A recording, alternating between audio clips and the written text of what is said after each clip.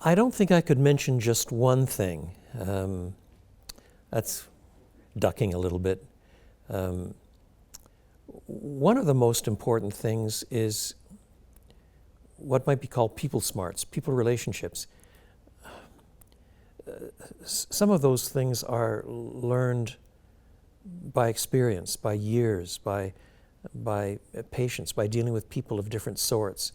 I tend to be quick in the judgments I make, quick in my assessments of situations, and to take time to let people get there, to be themselves, to listen, to know how to handle different situations.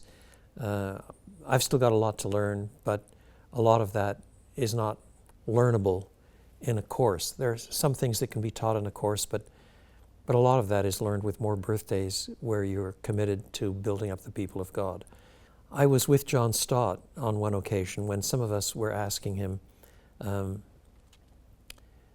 what do you do after you've spoken at a large meeting and somebody comes up to you and you're tired, you want to get back to your hotel, and they want to talk about themselves, talk about what they're doing,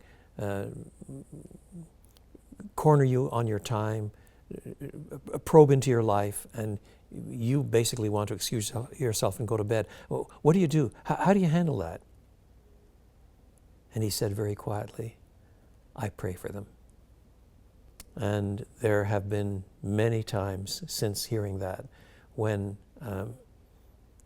I've wanted to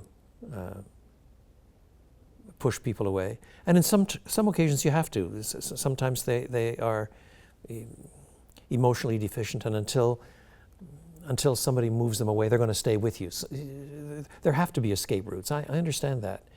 But I've learned much better to pray for people who are awkward than merely to push them away.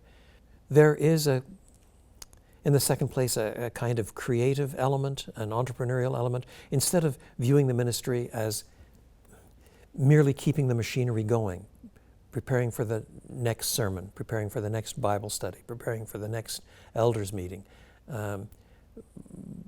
That's part of it, but part of good pastoral leadership is trying to think strategically about what we should be doing in evangelism, or what we should be doing in discipleship in the church, to analyze what we have been doing wrongly.